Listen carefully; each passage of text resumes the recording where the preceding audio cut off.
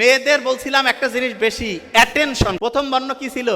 এতে হচ্ছে alpha frequency. কি ফ্রিকোয়েন্সি? আচ্ছা, আলফাটাকে আমি একটু বলি। ব্রেইনের মধ্যে আছে না, প্রত্যেকের ব্রেইনে এখন হচ্ছে ঝড় চলতেছে, ঝড় ঢেউ। ঢেউ কয়টা করে চলতেছে এটা মাপার জন্য পরীক্ষা আছে। যার মাথার মধ্যে এখন 8টা থেকে 12টা ঢেউ প্রতি মুহূর্তে হচ্ছে, 1 সেকেন্ডে 8 থেকে 12, 1 সেকেন্ডে 8 থেকে 12, 1 সেকেন্ডে 8 থেকে 12, এর ওই ঢেউটাকে বলে হচ্ছে আলফা ঢেউ। কি নাম? আলফা। অনেকের ব্রেইনের মধ্যে এখন আছে 60টা, 70টা, 80টা আছে, ওর হচ্ছে গামা ঢেউ। কি ঢেউ? আচ্ছা, এবার আপনি আমাকে বলেন, হয় না ভাই আলফা, আলফা মেল নাম শুনছেন? ঘন্টু বুঝছেন? আলফা শুনেন না এই শব্দটা? আচ্ছা, আমি একটু বলি আলফা। হ্যাঁ, আলফা শুনছেন না? আচ্ছা, তাহলে ব্রেইনের মধ্যে 8 থেকে 12টা যদি ঢেউ হয়, এটা কি আলফা না অন্য কিছু? ব্রেইনে যদি 8টা থেকে 12টা ঢেউ থাকে, ওই সময় পড়াটা ব্রেইনে রিজার্ভ থাকে। আর ব্রেইনে যদি হচ্ছে যে 50, 60, 100 ঢেউ উঠছে, ওই সময় হচ্ছে আচ্ছা খেলাধুলার ইংলিশ কি? হ্যাঁ, স্পোর্টস হয়। আরেকটা গেম হয় না? গেম মানেটা জি দিয়ে না? জি দিয়ে হচ্ছে গামা ওয়েভ। জি দিয়ে কি? আচ্ছা, খেলাধুলার সময় দৌড়াচ্ছে, এক জায়গা থেকে আরেক জায়গায় ছুটাছুটি করছে, ওই সময় কি ব্রেইনে পড়া থাকবে? তাইলে ব্রেইনে যদি ঢেউ এমন উঠছে জলোচ্ছ্বাস, ওই সময় কি পড়া ব্রেইনে থাকবে ভালো, নাকি যেই সময় ঢেউটা অল্প অল্প অল্প চলতেছে ওই সময় থাকবে ভালো? ব্রেইনে যদি জলোচ্ছ্বাস উঠে, তাহলে পড়া যখন রাখবো, পড়া ভাষায় নিয়ে, জলোচ্ছ্বাস যেমন সবকিছু ভাষায় নিয়ে দূর করে দেয়, ওইরকম পড়াও দূর হয়ে চলে যাবে, ব্রেইনে থাকবে না। তাইলে ব্রেইনের জন্য ভালো হচ্ছে আলফা ওয়েভ। কোন ওয়েভ? আচ্ছা, আলফা ওয়েভ কখন থাকে এইটা আমরা জানি না, এইটা হচ্ছে সমস্যা। স্টুডেন্ট কয় ভাই সারাদিন পড়তেছি, পড়া হচ্ছে না। এইখানে যারা যারা আছে, আমি তো ভোরেও পড়াই, স্টুডেন্ট আমাকে বলে যে ভাই ভোরে বোধহয় টাইমটা বোধহয় স্লো হয়ে গেছে। আমি বলছি ঘড়ি বাইর করো। কয় না স্যার, ঘড়ি তো চলতেছে কিন্তু মনে হচ্ছে টাইম স্লো। না, ভোরে যেটা হয়, ব্রেইনের মধ্যে আলফা ফ্রিকোয়েন্সি তৈরি হয়। কি ফ্রিকোয়েন্সি? আলফা। আলফা ফ্রিকোয়েন্সি যখন তৈরি হবে, তখন আপনাকে আমি একটা সহজ হিসাব বলবো। একদিকে 8, আরেক দিকে 40।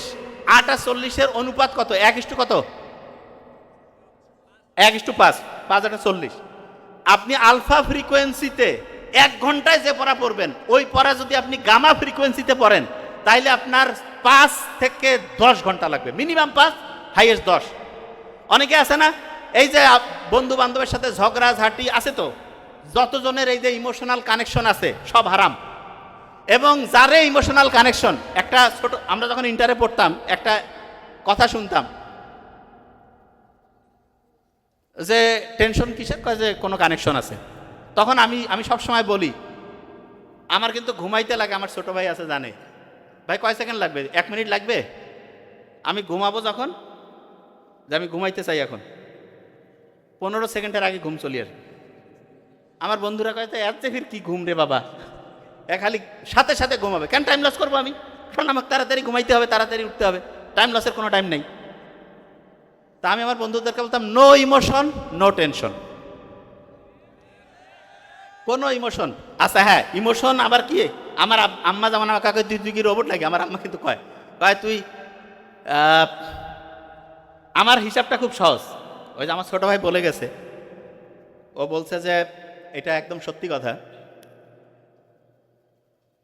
ফ্যামিলিতে হচ্ছে যে এই শাশুড়ি যারা হয়, আমি তো মা ভক্ত বেশি আর কি, হ্যাঁ, তা শাশুড়ি যারা হয় তারা কিন্তু চিন্তা করে যে বিয়ে হয়ে গেল, ছেলে তো বোধহয় কারি নিয়ে চলে গেল। আর বউদের যেটা, সেটা চিন্তা করে যে না, এটা কন্ট্রোল করতে হবে, হাতের মুঠার মধ্যে নিতে হবে। না শোনেন, পড়াশোনা শেষ হয় না, এলে উঠতেছে খোসর মুসর। আচ্ছা বলি আগে, প্রত্যেকে, হ্যাঁ না সমস্যা নেই, বলি আগে, এই জিনিসটা খুব ইম্পর্টেন্ট। পড়াশোনাতে এখনই আসবো। মেয়েদেরকে আমি বলি একটু বুদ্ধির সাথে খেলতে হবে। বুদ্ধিটাকে একটু বলি। দেখেন, মায়ের সাথে ছেলের যে কানেকশন, আপনি যখন মা হবেন আপনার সন্তানের সাথেও কিন্তু ওই কানেকশনটা হবে, ঠিক না? এই জন্য প্রত্যেক যে মেয়ে, তার চিন্তা করা উচিত যে আমি মা হইলে আমার সন্তানের সাথে আমি কীরকম আচরণ আশা করব, আমিও আমার হাজব্যান্ডকে আমার শাশুড়ির সাথে ওই আচরণ করতে বলবো। তা বিয়ের পরে যে এই যে ফ্যামিলির যে ক্রাইসিসটা, এইটা সবাই জানে এবং মুচকি হাসে, সবাই জানে। কিন্তু আপনি দেখবেন শাশুড়ির নামে একটু বদনাম করলে বউ খুশি, বউর নামে বদনাম করলে শাশুড়ি খুশি। আমি অনেক ছোটোবেলায় কুচকুচ তাই দেখছিলাম, ওই ছোটোতে, তখন কইতো যে শাহরুখ খানকে বলতেছে বিয়া করতে চাও না, শাহরুখ খান বলতেছে যে কি ব্যাপার, কথা তোমার জন্য মেয়ে নিয়ে আসছে।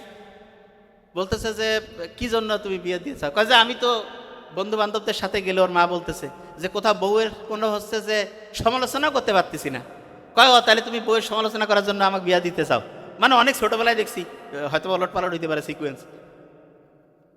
তা ব্যাপারটা হইলো যে বউ শাশুড়ির এই ব্যাপারটা আছে, ঠিক না? তা আমি যে জন্য কথাটা বলছিলাম, এখানে একটা ইম্পর্টেন্ট জিনিস আছে। এই যে বউ শাশুড়ির যে ব্যাপারটা, এইটা তো তবু একটা বৈধ ব্যাপার। এই ছেলে মেয়েদের যে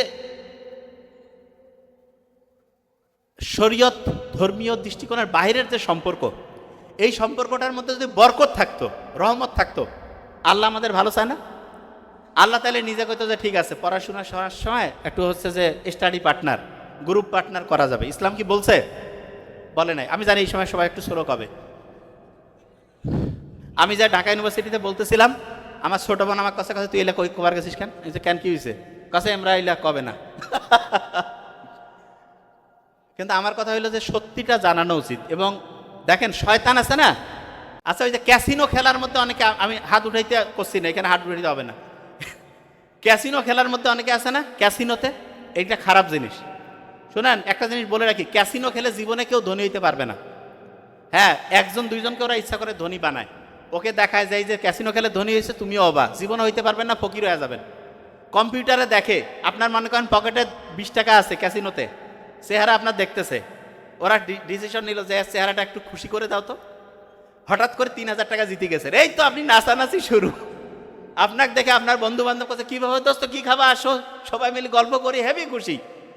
তারপরে ওরা তো দেখছে কাছে একে আরো মার্কেটিং করাইতে হবে, ও সব জায়গায় যাচ্ছে, দোস্ত কোনো সমস্যা নেই, খুব ভালো জিনিস, বসে থাকবে টাকা চলে আসবে। ইসলাম বসে থেকে টাকা ইনকাম, তুমি কি পঙ্গু প্যারালাইজড হয়েছে? ভিক্ষার থালা নিয়ে মসজিদের সামনে দাঁড়াবা যে আমি জুয়া খেলা বাদ দিচ্ছি, সত্যি কথা সবাই টাকা দিবে, আমি বলে দিব। টাকা পয়সার জন্য পরিশ্রম করতে হবে। মোহাম্মদ সাল্লাল্লাহু খুব অপছন্দ করে হচ্ছে তরুণ বয়সের এই যে পরিশ্রমহীনতা আছে না। আচ্ছা অনেকে কয় যে না ভাই আমরা তো খুব পরিশ্রম করি। কি পরিশ্রম করো? সারাদিন ওই গল্প গুজব করে, সারাদিন ঘুরি বেড়ায়, সারাদিন হচ্ছে কোনো বইটির সাথে কানেকশন নাই, কোনো প্রোডাক্টিভ কাজ নাই। এইটা হচ্ছে সবচেয়ে আলসামি কাজ, এইটা সবচেয়ে খারাপ কাজ। আচ্ছা এখানে যারা যারা আছেন, এই যে যারা ইয়াং, অনেকেই বলে যাবে আমার তো সুযোগ সুবিধা নাই, আমি কি করব। ইয়াং অবস্থায় সবচেয়ে ব্রেইন, বিজ্ঞানীরা এখন দেখছে সবচাইতে শার্প থাকে, ব্রেইন সবচাইতে অ্যাক্টিভ থাকে 18 বছর বয়সে। কোন বয়স? হ্যাঁ বলেন না। আরে 18 বছর নিয়ে তো কবিতাও আছে, এটা 18 বছর বয়স, তাহলে ব্রেইন সবচেয়ে শার্প থাকে। আচ্ছা আপনাদের ব্রেইনটা না, এইটার দাম আমি কিছুদিন আগে বলে আসছি যে এই ব্রেইনের দাম মিনিমাম 20,000 কোটি টাকার বেশি হবে। তা আমি এক জায়গায় প্রোগ্রামে গেছি, একজন বলতেছে যে স্যার আপনি তো বলছেন যে 20,000 কোটি টাকা, কিন্তু আমার তো মনে হচ্ছে এটা 5,000 কোটি টাকা। তা আমি বললাম যে তোমার কি কম হয়েছে তাতে? মানে ও কাছে আপনি বলছেন 20,000 কোটি, আমার তো মনে হচ্ছে এটা 5,000 কোটি। তাইলে প্রত্যেকের মাথার মধ্যে মিনিমাম 20,000 কোটি টাকার একটা জিনিস আল্লাহ দিয়ে দিছে। অনেকেই কয় যে ভাই আমার কম্পিউটার নাই, আমার হচ্ছে ল্যাপটপ নাই, অমুক নাই তমুক নাই। আরে বাবা তোমার কম্পিউটার, মোবাইল, ল্যাপটপ এগুলা কি কোনোটা আছে নাকি 1 কোটি টাকা দাম? আছে? কথা কারো আছে? এইরকম 1টা না, 10টা না, 100টা না, 1000টা না, 10,000, 20,000। যদি একটা কম্পিউটারের দাম 1 কোটি টাকা হইতো, এরকম 20,000 কম্পিউটারের শক্তির চাইতে বেশি শক্তি আল্লাহ মাথার মধ্যে দিছে। আল্লাহু আকবার বলবো না? তাইলে এই মাথাটা যে আল্লাহ দিছে, এইটা যদি আমি কাজে লাগাই, আমার আর কোনো জিনিসের কোনো সমস্যা আছে? আচ্ছা এখানে একটা জিনিস বলি, আপনাদের কেরিয়ারের ক্ষেত্রে একটা ভুল ব্যাপার আছে। যেমন আমার ছোট ভাইও বলে গেছে নোবেল, অনেকেই বলে না যে আমরা সবাই সবকিছু নিজে করব, উদ্যোক্তা হবো, বলে না এরকম? হ্যাঁ বলেন না কেন? আচ্ছা শুনেন, সবাই যদি উদ্যোক্তা হয় তাহলে কর্মী হবে কারা? হ্যাঁ সবাই বলতেছে নিজে কোম্পানি দিব, তা নিজে কোম্পানি মানে কি একজনে কোম্পানির মালিক, একজনে কর্মচারী হইলে হবে? সবাই মিলে করতে হবে না?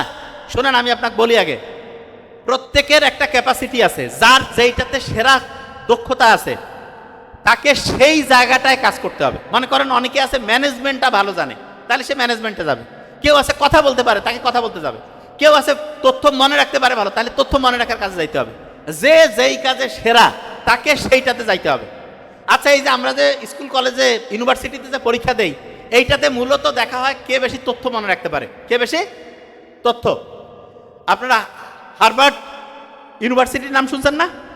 সেইখানে একজন প্রফেসর আছে, হাওয়ার্ড গার্ডেনার, উনি বলতেছে মানুষের যে আইকিউ এইটা প্রায় 9 থেকে 10 রকম বা তার চেয়ে বেশি আছে। তার মধ্যে এই যে পড়া মনে রাখা মাত্র এক রকমের আইকিউ। পড়া মনে রাখা কয় রকম? এই যে একটা স্টুডেন্ট পড়া মনে রাখতে পারে না, এই জন্য আমি বললাম ও খারাপ স্টুডেন্ট, এটা একটা পুরা মিথ্যা কথা, পুরা মিথ্যা। ওর হয়তো বা অন্য বিষয়ে দক্ষতা আছে। এই জন্য টিচার যারা আছেন আপনাদের আমি একটা সাজেশন বলি, সাজেশন বলতে আমার দিক থেকে যেই জানাটা, কোনোদিন কোনো স্টুডেন্টকে বলবেন না যে বাবা তুমি খারাপ, তোমার দ্বারা হবে না, এটা কখনো বলবেন না। আর কোনো স্টুডেন্ট নিজেকে মনে করবেন না যে আপনার ব্রেন কম, না। প্রত্যেকের ব্রেন কোনো না কোনো বিষয়ে অসাধারণ, প্রত্যেকের ব্রেন। আপনার ব্রেন যেই দিকে অসাধারণ আপনি সেই দিকে কাজে লাগাবেন। যে জিনিসটা বলতেছিলাম, বিসিএসে প্রিলিমিনারিতে 200 নাম্বারের প্রিলি পরীক্ষা, সেইখানে যে বিষয়গুলো আছে এগুলো যদি আপনার মনে রাখার ক্যাপাসিটি থাকে আপনি দেন, যদি না থাকে আপনি ইউনিভার্সিটির টিচার হন, ওইটা না আপনি নিজে ব্যবসা করতে চান করেন, অন্য চাকরি করতে চান করেন, কিন্তু একটা শর্ত আছে, আপনি যেটা হইতে চান সেটা এখনই লিখে ফেলেন, এখনই লিখে ফেলেন। একটা ওয়াদা করেন তো যে আজকে গিয়ে কে কি হইতে চান এটা আজকে রাতে গিয়ে লিখবেন। কারা কারা হাত উঁচু করেন তো? ইনশাআল্লাহ যারা হাত উঠায় নাই তারা বোধহয় আগে লিখছে, মোটামুটি সবাই উঠাইছে, কোনো সমস্যা নেই। ওকে, আচ্ছা এইখানে হাসি খুশি থাকে স্টুডেন্টের মধ্যে কারা কারা? হাসি খুশি, আচ্ছা শুনেন, হাসি খুশি থাকা স্টুডেন্টের জন্য একটা ভালো খবর দেই। 2টা স্টুডেন্ট আছে, 2টা স্টুডেন্টের দিনে 5 ঘন্টা করে পড়তেছে, সব বৈশিষ্ট্য সেম। যে স্টুডেন্টটা নাম্বার বেশি পাবে সে কোনটা জানেন? যে হাসি খুশি থাকে।